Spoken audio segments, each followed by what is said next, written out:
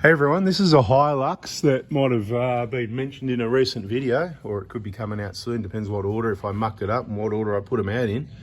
It's a 2013, it's got the 4-speed auto. The way you can tell from underneath, it's got the dipstick on the side, the 340 rather than the 750, all right? Just beware of that little join there as well in your bog holes. It's going to be more prone to getting water in, isn't it? Something to think about. Did you think about that, everyone? Is there an O-ring on that one? I can't even remember. I don't know if there is or not. Do you remember if there's an O-ring on that split dipstick on the 4-speed? Yeah, I don't know. I can't. Yeah, I mean, I've pulled them out, but it's been too long. But I just remember thinking, just be careful of that. Anyway, what do we want to talk about here? You can see this has only done 190k. It's a 13. This is a great vehicle, but for some odd reason, it's already had an engine replaced. Don't know the real cause, the reason behind that. He hasn't had it that long. He's doing a lot of his own service. He did come in asking about a transmission service with a filter in hand. It's good that he had a genuine filter, but he didn't have a genuine pan gasket. And that would come in handy for this one, because what this video is all about is showing you the aftermarket cork gasket and trying to help you save money, stop wasting your time again.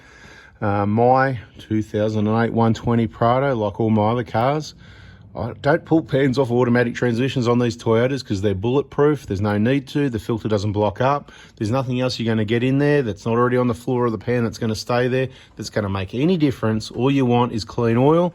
So you drop the oil. That's what we're doing here. See, the oil's draining.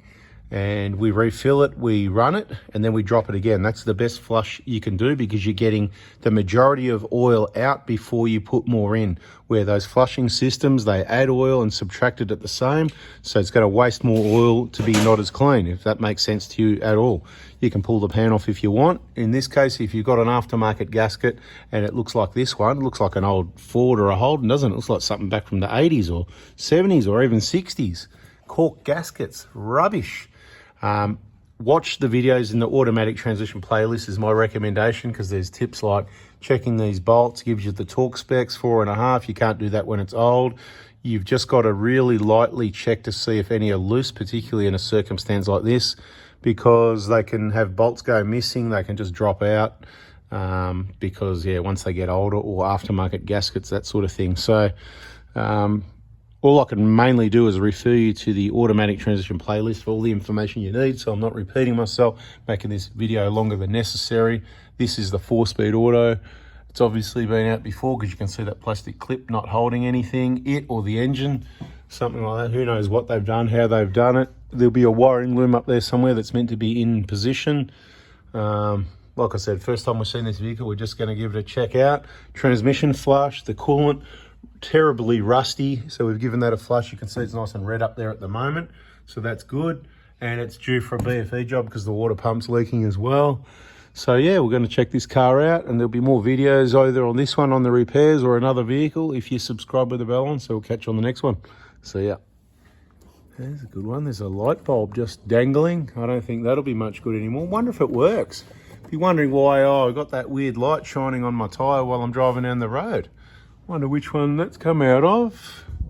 Yeah, it looks like the fog light. Somebody didn't put it in, or put it in properly on the bull bar. It's more like what it's meant to look like, but to be honest, that one doesn't look like it's in properly either. And whoever's done the install probably didn't do a good job, I'd say. Looking up there, the turbo looks all right. There's no oil on it or anything like that. The rest of the vehicle probably looks all right, I guess. We'll just keep having a bit of a look-see around. Someone's been a bit rough with those link pins, the bushes there. The dust boots, I should say, sorry. Wonder what the other side's like. We'll just have a quick look to compare what it should look like, or if it's, there you go, there's what it should look like. Right, and we've got some grease by the looks of it on this CV boot at one spot. Looks like it's got a little hole. This is a good one that if you get to it early, I wouldn't call this early with all the grease everywhere, but sort of early. Wipe that off, clean it with brake cleaner, get it nice and clean and dry. Find the little hole, put a little dab of RTV, let it dry for a few days, and good to go. Save yourself a drive shaft, which is not cheap. Well, if I was the owner of this vehicle, I'd be watching a lot more videos. Anyway, there it is, but that's not what I'm talking about. What I'm talking about is this aftermarket radiator. It's an aftermarket radiator with the rebuilt engine. And yeah, this type of radiator, it's got these brackets bolted to the side of it. The mounting system, it's